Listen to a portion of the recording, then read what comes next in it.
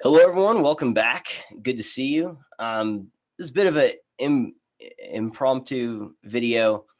I just got done having a Zoom talk with Kevin from Engineering Politics about how I think we're going to do a live stream either today or this weekend. I don't know which. But there is something that I thought about and that I've been thinking about that I was reminded of in that conversation that I wanted to share with you guys. And maybe this is me, mostly speaking to myself, but I don't think so. I think, Kevin and I, we were both talking about how it's the last few months have felt like a little bit of a haze. For me personally, I've, just struggled with, I don't know, some version of apathy or hopelessness or, I don't know, a mixture of negative emotions. And I've talked about this before, it's no secret. But I think that there's a lot of us that are there right now. And, one thing I told Kevin is whenever I did college ministry, we would talk to our students and about if they were feeling like they should share their faith with like a friend or family member or something. But that if they were afraid to do that, we would say that's fine. If you think that's the right thing to do it scared. Whatever it is, do it. Do it scared. And I think right now a lot of us are in a situation where we might feel, like it's either hopeless or we might feel unmotivated or out of it. But if we know the right course of action and we know the right thing to do, and we feel like we do have something to say that could help, then we should still speak out and still try to move in the direction of, I don't know if productivity isn't the right word, but I guess of hope. Even if we don't necessarily feel it, there is something to the fake it till you make it thing. If you're faking it in the direction of something that's right, like in other words, I don't think our emotions should always dictate our actions. In fact, our emotions are actually really bad litmus tests for our actions. A lot of the times, like we don't make good decisions when we're making them emotionally. I think I talked about that in the video I made a couple weeks ago, but a thought I had that I wanted to share with you was to briefly kind of look at two different pictures of hope and what they can represent depending on your perspective. So I want to look at Bane's version of hope from The Dark Knight Rises and Andy Dufresne's version of hope from The Shawshank Redemption, and just compare the two different, I guess, responses you can have to the concept of hope. So we're going to watch these two clips. Actually, I need to make sure my computer is sharing sound. Yep, share sound. Okay, good deal. All right, so here's the first one. Why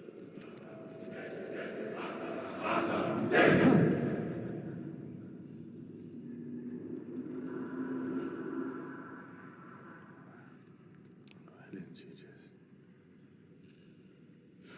kill me? You don't fear death. You welcome it. Your punishment must be more severe. Torture. Yes. But not of your body. Of your soul. Where am I? Home. Where I learned the truth about despair. As will you. There's a reason why this prison is the worst hell on earth. Hope. Every man who has rotted here over the centuries has looked up to the light and imagined climbing to freedom. So easy. So simple. And like shipwrecked men turning to seawater from uncontrollable thirst. Many have died trying. I learned here that there can be no true despair without hope. So, as I terrorize Gotham, I will feed its people hope to poison their souls. I will let them believe that they can survive so that you can watch them clambering over each other to stay in the sun. You could watch me torture an entire city. And then when you truly understood the depth of your failure, We will fulfill Razagul's destiny. We will destroy Gotham, and then, when it is done, and Gotham is ashes,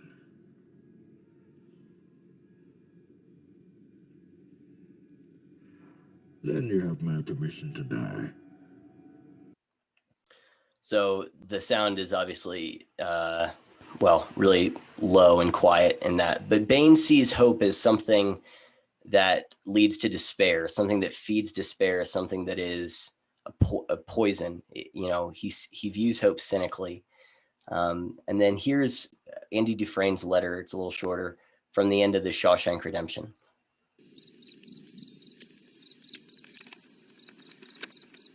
Dear Red, if you're reading this, you've gotten out. And if you've come this far, maybe you're willing to come a little further. You remember the name of the town, don't you?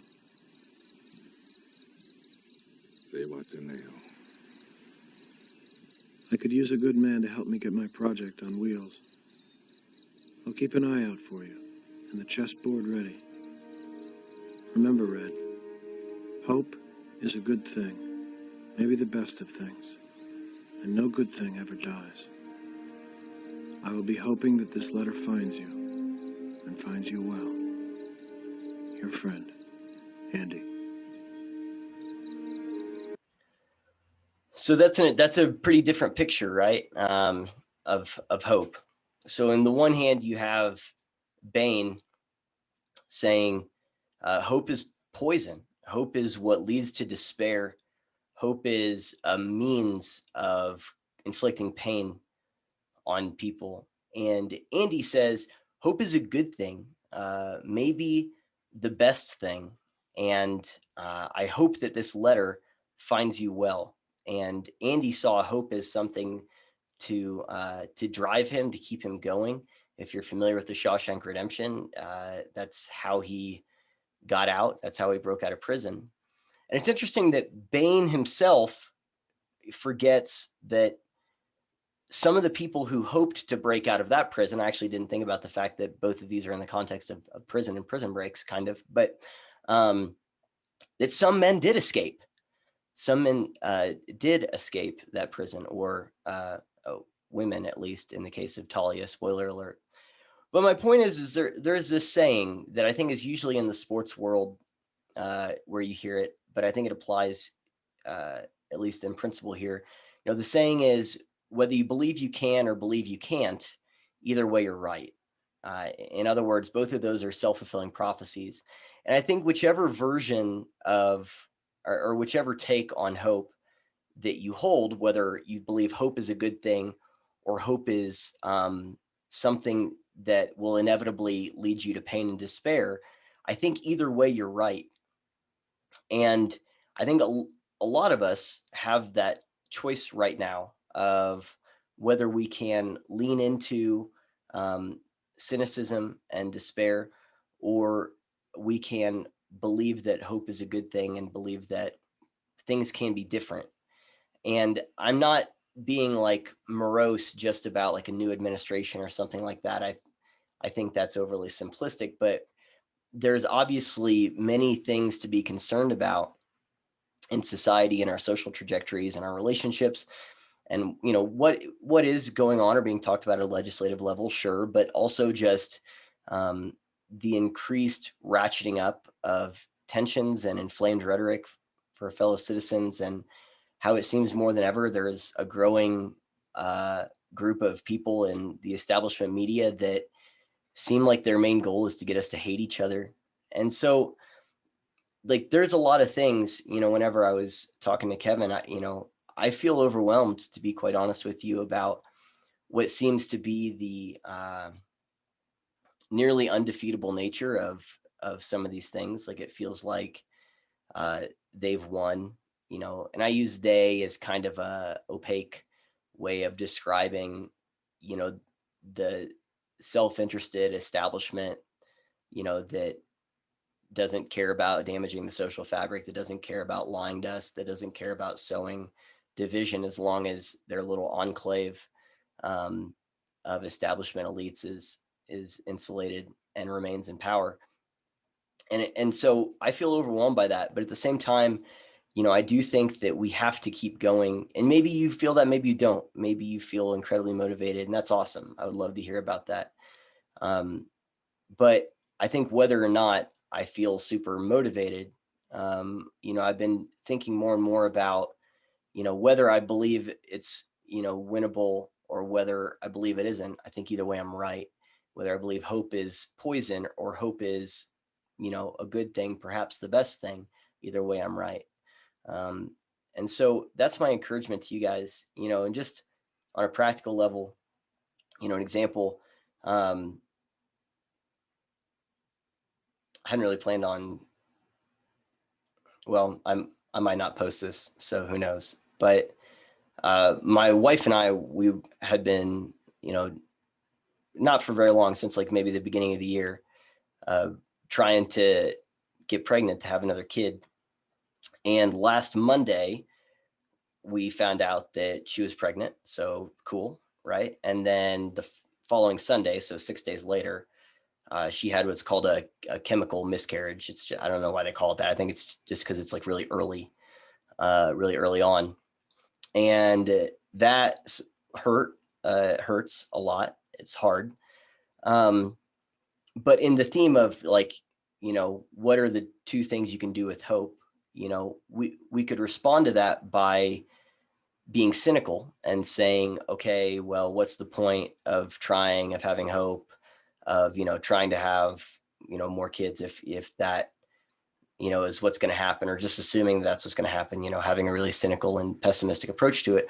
Or we could say, oh, like we actually got pregnant really fast there. And so that, hopefully that'll happen again. And, this is, pretty rare. And so, hopefully it'll be better next time. And so we can do the Bane thing mentally and use hope to drive, cynicism and despair, or the Andy Dufresne thing to say that hope is a good thing and that it drives us to keep going and to keep aspiring, for more and for better, and to, to aim towards the future. And so, that's just a practical example, in my life that I'm experiencing and feeling right now. But I think we all have those kinds of things where we can turn, negative, feelings or events into confirmation bias about, whatever thing, or we can, grow and learn from it and continue to strive for something better. And I use that, all of this, to say that one of my focuses, right now is really trying to fight hard, um, to see good in people and to see good in, our circumstances and the possibilities of our circumstances. Because I think that, like I said, there's a lot of people that are actively seeking to divide us and actively seeking, to sow disunity, and who don't care, who actually their business thrives when they do that. Um, and so that tells me that they fear that. Um, and uh, yeah, I think that that's all the more reason to focus on trying to do that, and to try to hope against hope that we can actually find common ground with people that we might not otherwise think we can, and to try to realize, who the, enemy is a, I don't like this word, but who is the real maybe antagonists in our story, and there's the new trailers out for Godzilla versus, Kong, that's going to be coming out in March. It looks awesome, but it's clear that it's not as cut and dry as, Godzilla is a bad guy, Kong's a good guy, or vice versa, that there's something behind the scenes that's manipulating them to this conflict, just like in Batman versus Superman, for example. There's Lex Luthor was behind the scenes orchestrating, their conflict.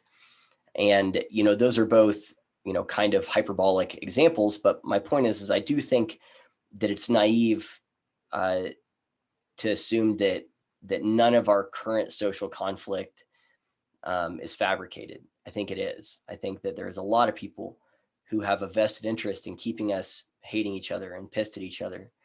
And so, and they rely on our hatred. They're depending on our hopelessness to continue to stay in power. And so my encouragement to you is to lean into Andy's version of hope, and to look at whatever it is that you want to see happen right now. I think if you're watching this, you have similar goals and things in mind as I would, and to believe that even if those things seem out of reach right now, to believe that they are doable. And I think they are, to be honest. There are some things that I look at and I don't know how we're going to do it, but I don't assume that just because I don't know how we're going to do it, that it's not doable. I do have hope that we're going to get out of some of the stuff, particularly when it comes to the power of tech and the legacy establishment media at disseminating lies that feeds a lot of our hatred and division. I don't know how we're going to do it, but I think we're going to do it. I just hope they don't do too much damage before that happens. But that's a whole nother thing. Anyway, so that's it. I'm going to try to be more consistent about putting my content and thoughts out there. Even if my emotions right now, are kind of low. That's okay. I don't think that matters. I think what matters is that we keep working together to try and move forward, to try to figure this out, and to try to fight for a future that's better than right now. Yeah. So anyway, all right, that's it. I don't know if I'm gonna share this or not, post this, but we'll see. If I do, please give me your thoughts on that. Is that crazy? Is that ridiculous? Am I being naive? Am I being too optimistic? Am I being too pessimistic? What are you hoping for? What are you motivated by right now? I'd love to hear it. So, all right, I'm gonna end it there. But if this kind of thing you're into, please like, share, subscribe. Follow me on Twitter at My Mundane Mind. My locals is where I'm doing most of my stuff now. returntoreason.locals.com, and and anywhere else that I happen to keep my stuff up to date. But those are the main ones. So, all right, that's it. I will I'll check you guys later. Peace.